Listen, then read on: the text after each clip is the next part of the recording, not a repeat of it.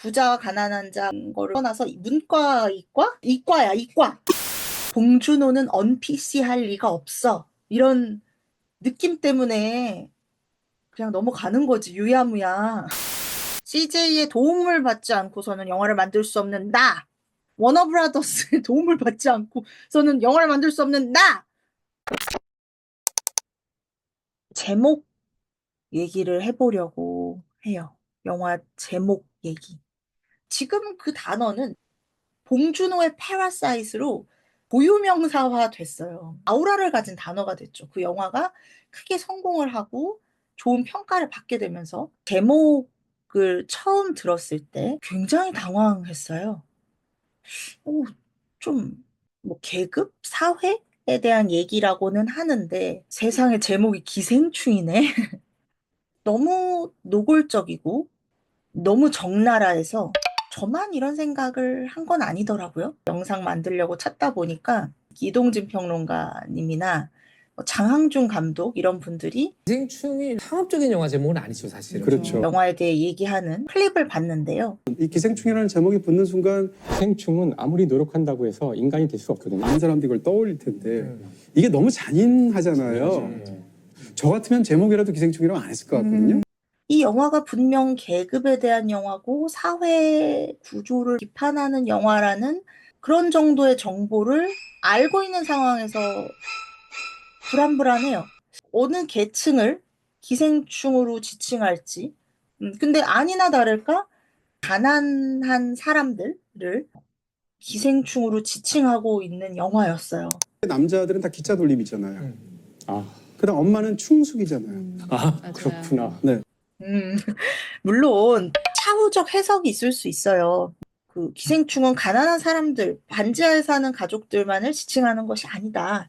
서로가 서로에게 기생하고 있었고 이런 얘기들을 다양하게 붙일 수는 있지만 기본적으로 그 플롯의 구조가 한쪽이 다른 한쪽을 속여서 야금야금 침투에 들어간다는 점에서 야금야금 침투에 들어가는 쪽이 기생충이겠죠? 기생하러 들어가는 거니까. 우리 4명 그 월급을 다 합쳐봐.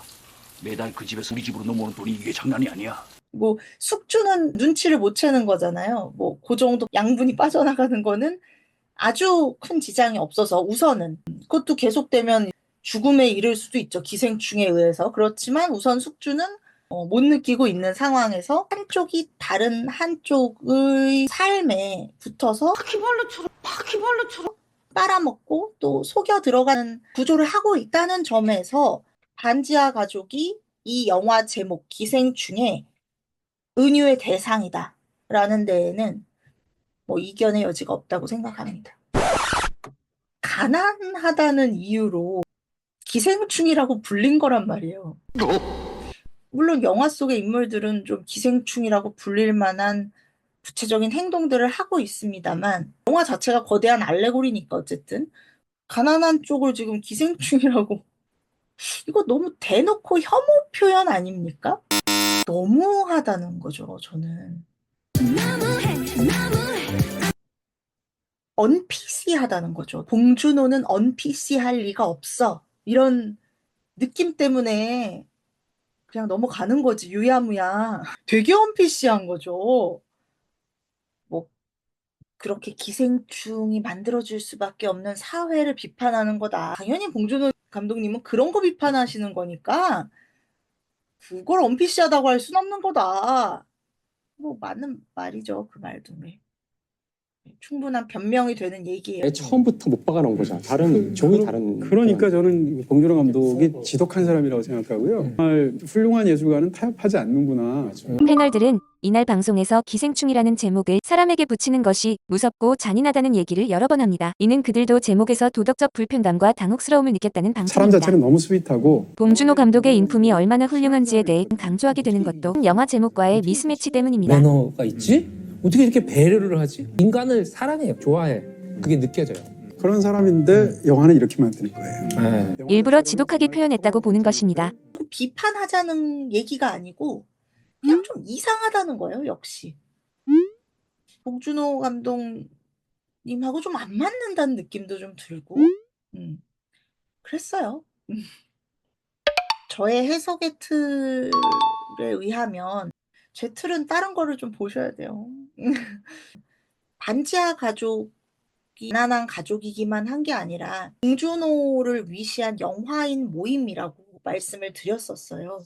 반지하 가족이 영화인 가족이라고 놓고 보면 이 영화의 기생충, 이 제목의 의미는 봉준호 자기 자신입니다.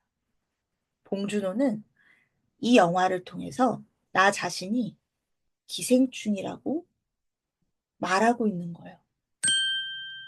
무슨 소리야? 그러면 저 부자 가족은 뭐고? 뭔 소리야? 그럼 봉준호가 그럼 왜 기생충이야? 왜 자기를 자학해? 뭐 자학이 할 수 있겠지만 뭐 자학도 자유지만 굳이 어떤 맥락에서 그게 말이 되는 얘기가 돼? 이렇게 질문하실 수도 있어요. 영화인들은 기술을 개발하고 찐을 생산하는 사람들은 아니에요. 환상을, 관점을 생산하는 사람들이죠. 영화라는 게 없어도 사람들은 살았어요. 생존에 직결되지는 않아요. 실용적인 것은 아니라는 거죠. 예술, 영화 이런 것들은. 1차 산업 종사자 당연히 아니고. 땀 흘려 노동을 해서 뭔가 만들어내는 사람들, 사실 영화도 땀을 흘릴 일이 많이 있지만 무슨 말인지는 아시죠? 물적인 토대를 마련하는 그런 사람들은 아닌 거예요. 예술가들은 스스로를 좀 자조적으로 뭔가 먹고 사는 문제에 직접적으로 기여하지는 못한다고 생각할 수도 있을 것 같거든요. 영화는 사실 돈도 너무 많이 들어요. 부자가 필요하죠. 영화를 개봉하려면 부자가 필요해요.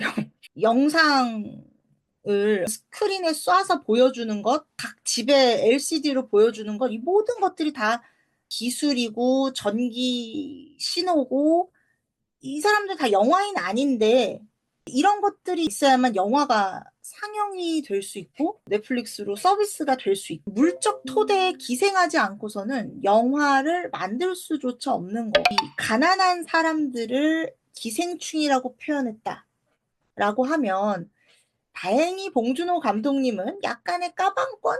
그닥 욕먹지 않으셨지만 윤리적이지 못하다는 인상을 주는 제목이에요. 제 틀로는 되게 윤리적이게 돼요. 성찰적인 거죠. 봉준호다운 게 되는 겁니다. 자기 자신을, 자기들을 반성하는 뉘앙스가 들어가 있는 제목이라고 저는 생각을 합니다. 이 생각을 뒷받침하는 근거들도 더 있어요. 이 영화의 부자 계급, 제가 지금 뭐 LCD가 어쩌고 기술 어쩌고 막 이런 얘기 했는데 이 영화의 부자 재벌인가요? 졸부인가요? 다 아니었어요. 이 박 사장의 회사가 어떤 회사였는지 생각을 해보시면 더 흥미로워요. IT 기업이었어요. 심지어 증강현실, VR, 영상 기술을 만드는 회사였어요. 그게 영화와 아주 직접적으로 관련되는 영화로 만들기 위해 반드시 필요한 기술의 세계인 것은 여러분도 인정하실 거예요. 영상 기술. 방탕하게 노는 재벌 3세, 룸사롱에서 마약도 하고 그런 거 아니고 젠틀한 부자, 현대적인 부자, 특히 그 가상현실을 영상으로 구현하는 기술을 연구하고 개발하고 생산하는 회사. 폰하고는 호환이 되지 않죠. 그러니까 지금 요거는 모바일 폰보다 훨씬 더 높은 컴퓨팅 파워가 필요해서. 그런 회사예요. 이과야, 이과. 영화인들이 반드시 도움을 받아야 되고 기생해야만 하는 그런 쪽 사람들이었어요.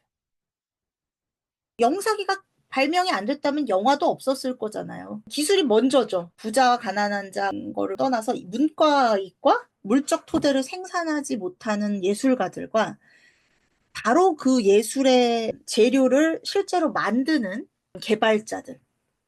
이런 구도이기도 한 거예요. 이 박사장네 집하고 반지하 집이.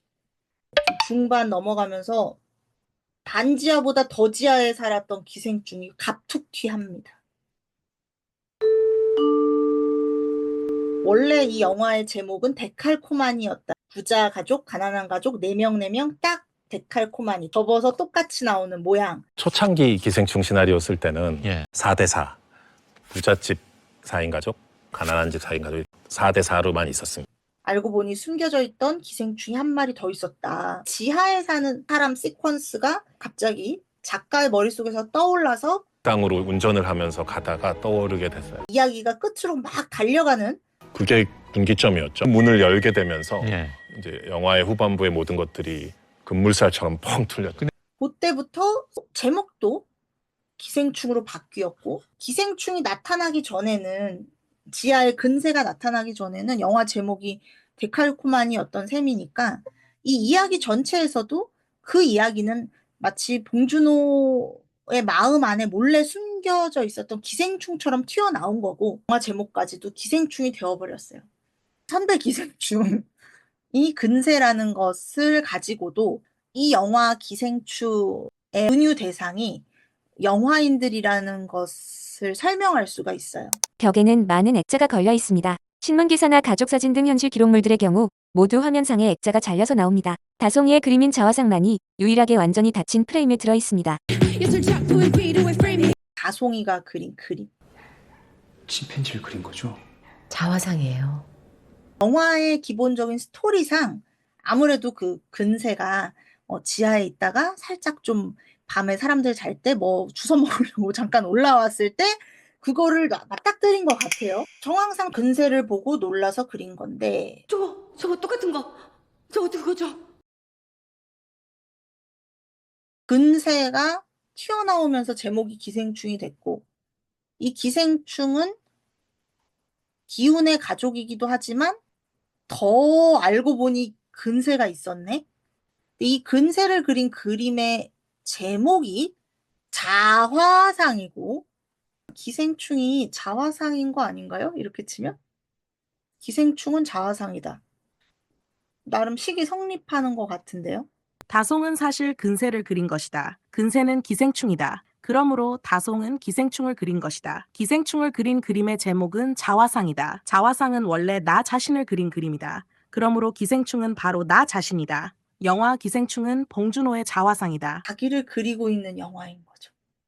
그 시스템에, 그 배급 투자에 CJ의 도움을 받지 않고서는 영화를 만들 수 없는 나, 워너브라더스의 도움을 받지 않고서는 영화를 만들 수 없는 나, 내가 바로 기생충이야. 그런 의미도 좀 있지 않나? 한번 얘기를 해봤어요. 너무 오랜만에 영상을 올려서 죄송하고요. 혹시까지 보시는 분이 있다면 감사드려요. 뇌 스트레칭에 도움이 되셨기를 바랍니다.